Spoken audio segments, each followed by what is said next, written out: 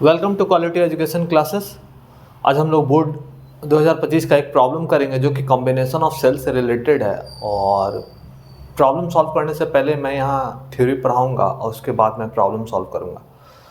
तो थ्योरी में हम लोग देखेंगे क्या कि कॉम्बिनेशन ऑफ सेल्स में दो बेस कॉन्सेप्ट है, एक सीरीज है और पैरेलल है। तो हम लोग पहले इधर सीरीज का डेरिवेशन किए हैं और इस साइड में पैरेलल का डेरिवेशन किए हुए हैं। तो पहले आप बेसिक कॉन्सेप्ट को समझिए, उसके बाद हम लोग प्रॉब्लम सॉल्व करेंगे। प्रॉब्लम जो 2025 में आया उसका डेटा यहाँ दिया हुआ है, तो इसको हम लोग लास्ट में सॉल्व करेंगे। तो सबसे पहले आप लोग समझिए कि सेल्स अगर सीरीज में कंबाइन करते हैं तो उसका इक्विवेलेंट ईएमएफ क्या होगा, इक्विवेलेंट रेसिस्टेंस क्या होगा। अगर पैरेलल में कंबाइन करते हैं तो इक्विवेलेंट ईएमएफ क्या होगा और इक्विवेलेंट रेसिस्टेंस क्या होगा।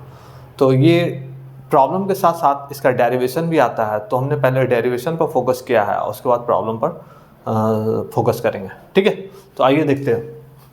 तो सबसे पहले आप देखिए कि यहाँ पर सेल जो है वो सीरीज में कनेक्टेड है। तो सेल का रेस्पेक्टिव ईएमएफ E1 है, R1 है, E2 है और R2 है।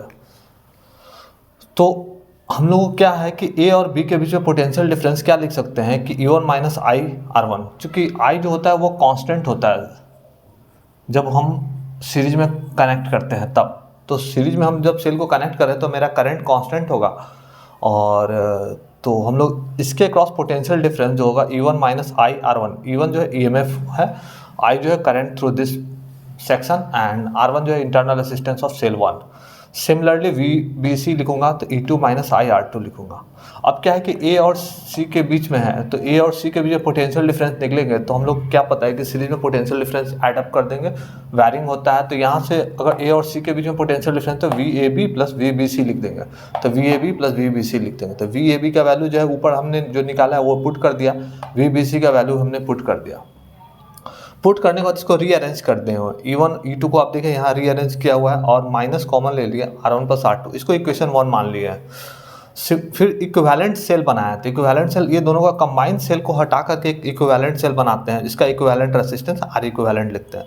तो A और C के बीच में हम लोग पोटेंशियल डिफरेंस फिर से हम लोग इक्विवेलेंट सेल के लिए हम लिखेंगे E equivalent minus I into R equivalent.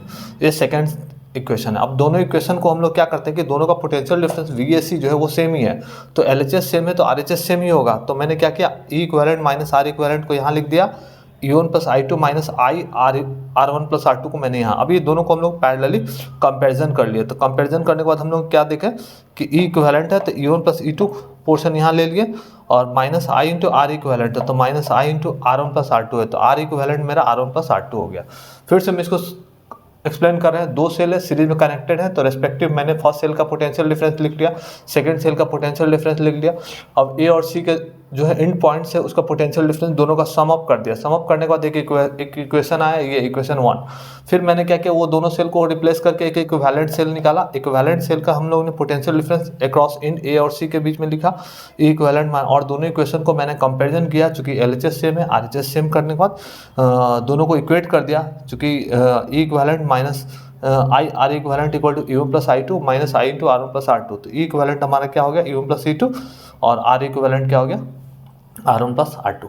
अब यहाँ पर पैरेलल में देखिए, पैरेलल में क्या है कि सेल कनेक्टेड है और यहाँ से करंट I आ रहा है, वो करंट दो भाग में चला जाएगा, I1 और I2। तो I1 I2 जब हमारा करंट फ्लो करेगा I1 I2, तो यहाँ का EMF है E1 है, R1 है, इसका E2 R2 है, इसका इक्विवेलेंट सेल E इक्विवेलेंट और R इक्विवेलेंट, और इसके थ्रू करंट I आएगा। ठीक है, अब मैंने क्या किया कि A और B के बीच में पोटेंशियल डिफरेंस लिखा, तो E1 माइनस I1 R1। फिर उसके बाद A और B के बीच में नीचे वाले के लिए लिखा potential difference E2 minus I2 R2। चूंकि पैरेलल में वोल्टेज कांस्टेंट होता है, अब हम इक्विवेलेंट सेल के लिए पोटेंशियल डिफरेंस लिखेंगे तो क्या लिखेंगे, E equivalent minus I into R equivalent. तो सब हमारा क्या है, A और B तो है, तो सबको हम लोग V एक कॉमन ले लिया, V नाम लिया। ठीक है, V हमारा पोटेंशियल डिफरेंस अक्रॉस AB। तो यहाँ से जो करंट आ रहा है वो दो भाग में बट रहा है, I1 और I2 में, I1 और I2 में बट रहा है, तो I equal to I1 plus I2। अब मैंने क्या किया कि ऊपर का जो तीन इक्वेशन था, इक्वेशन 1, इक्वेशन 2, इक्वेशन 3, इस तीनों से मैंने I का वैल्यू निकाल लिया। I equal to E equivalent minus V by R equivalent. ये वाला इक्वेशन आप देखिए, इस पोर्शन को इधर लाऊंगा, ये वाला पार्ट उधर ले जाऊंगा, तो I का value E equivalent minus V by R equivalent. I1 का वैल्यू इसको इधर लेकर आएंगे, V को उधर भेजेंगे, तो E1 minus V upon R1। I2 का value E2 minus V upon R2। I1 I2 और E, ये तीनों जो इक्वेशन इधर साइड में निकला हुआ है, इसको मैंने इस इक्वेशन में फ्रेम कर दिया, क्योंकि यहाँ पर मैंने किरचॉफ का जंक्शन रूल लगाया है कि करंट अगर किसी पॉइंट पर जंक्शन पर आ रहा है तो sum of the current entering equal to sum of current leaving. तो यहाँ पर I equal to I1 plus I2 ये इक्वेशन है, उस पर मैंने क्या कर दिया, ये तीनों I1 और I2 डेटा को फीड कर दिया। फीड करने के बाद फिर मैंने रीअरेंज कर रहा हूँ, इसको E equivalent by R equivalent minus V by R equivalent लिख दिया। इसको E1 बाई R1 लिख सकता हूँ minus V by R1 plus E2 by R2 minus V by R2। तो मैंने क्या किया कि एक ही स्टेप में कॉमन ले लिया, E1 by R1 plus E2 by R2 को एक जगह लिख दिया, माइनस V कॉमन ले लिया, 1 upon R1 plus 1 by R2। अभी दोनों को कंपेरिजन करने के बाद E equivalent by R equivalent equal to हमारा आ गया E1 by R1 plus E2 by R2, और 1 by R equivalent equal to 1 by R1 plus 1 by R2 आ गया। अभी इधर हमने क्या कर दिया, क्रॉस मल्टीप्लाइड कर दिया। यहाँ पर R इक्वेलेंट का क्या है कि R इक्वेलेंट जब निकालेंगे तो R1 R2 by R1 plus R2 आ जाएगा। जब एलसीएम लीजिएगा, एलसीएम लेके R2 प्लस R1 होगा, उसको रेसिप्रोकल कीजिएगा तो ये वैल्यू आ जाएगा।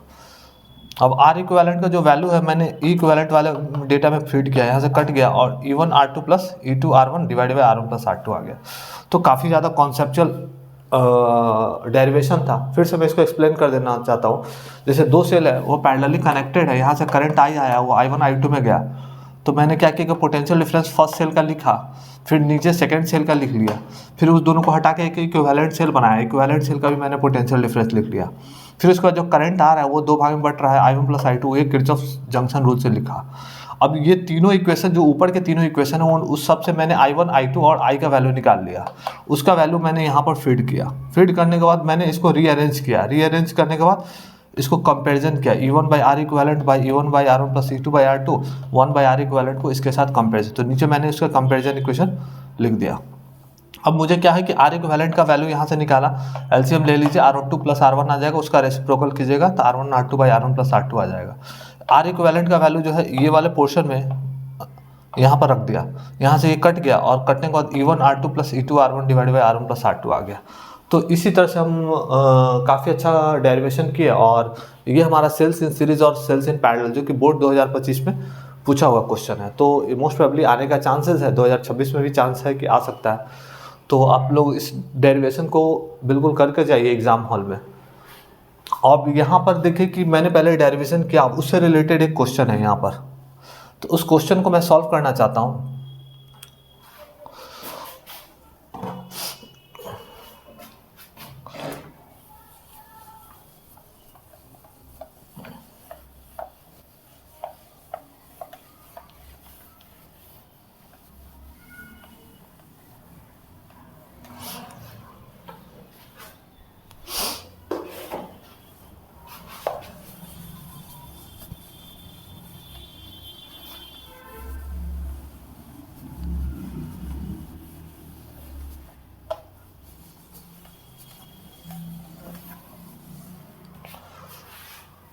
ठीक है, तो अब देखिए क्या है क्वेश्चन में। क्वेश्चन में है हमारा E1 एक सेल है जो कि 3 वोल्ट का, E2 सेल है जो कि 6 वोल्ट का, R1 R2 का वैल्यू दे रखा है 0.2 ओम और 0.4 ओम, और इन लोगों को कनेक्ट जो किया गया है वो हमारा पैरेलल कनेक्ट किया गया है।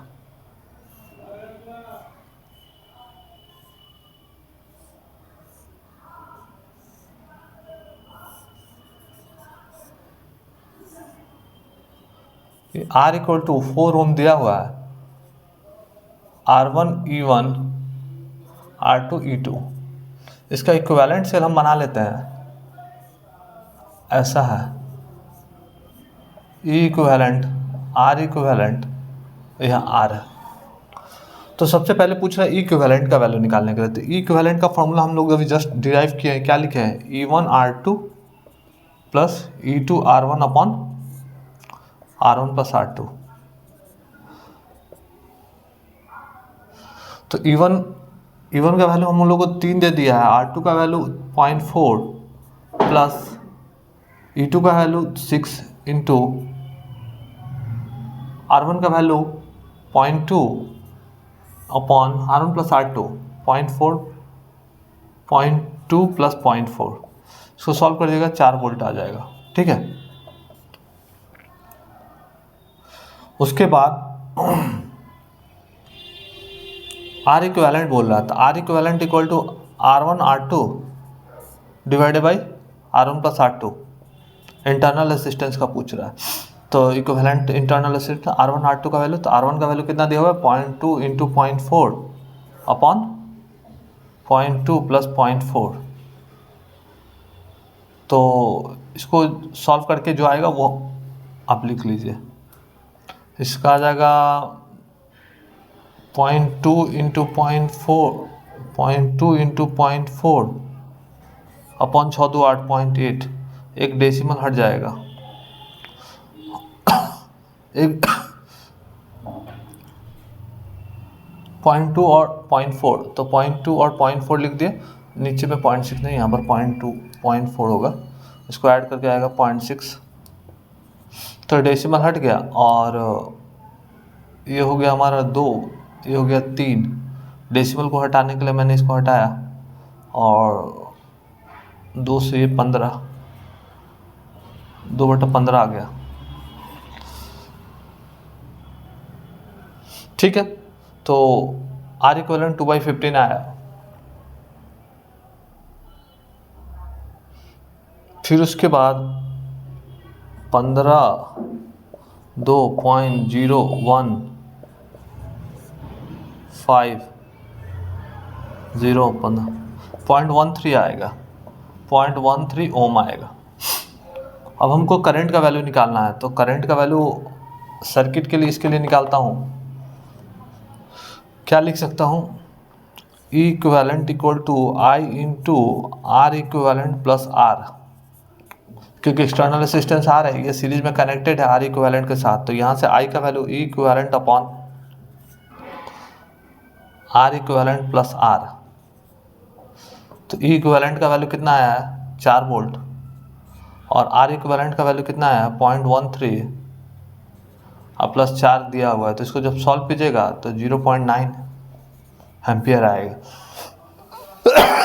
सॉरी। तो इसी तरह से हम प्रॉब्लम को इजी वे से बना लिए। सबसे पहले बात है कि डेरिवेशन पार्ट आप लोग समझ में आ गया तो प्रॉब्लम कुछ था ही नहीं, सारा डेटा गिवन था, data E1 E2 R1 R2, तो मैंने इक्विवेलेंट EMF निकाला, फिर उसके बाद R इक्विवेलेंट था इंटरनल रेसिस्टेंस का R1 R2 divided by R1 plus R2, solve किया 0.13 ओम आया। फिर उसके बाद सर्किट से करंट पूछ रहा था कितना फ्लो होगा, तो E equivalent equal to I into R equivalent plus R लिख सकता हूँ, क्योंकि एक्सटर्नल रेसिस्टेंस R जुड़ा हुआ है 4 ओम का, तो आई का वैल्यू हमारा 0.9 ओम आया। तो इसी तरह से हम अपने चैनल पर JEE Mains, JEE advance, NEET, class 12 board PYQ discuss करते रहेंगे। हमारे चैनल को आप लोग लाइक कीजिए, सब्सक्राइब कीजिए। मिलते हैं नेक्स्ट वीडियो में। थैंक यू, धन्यवाद।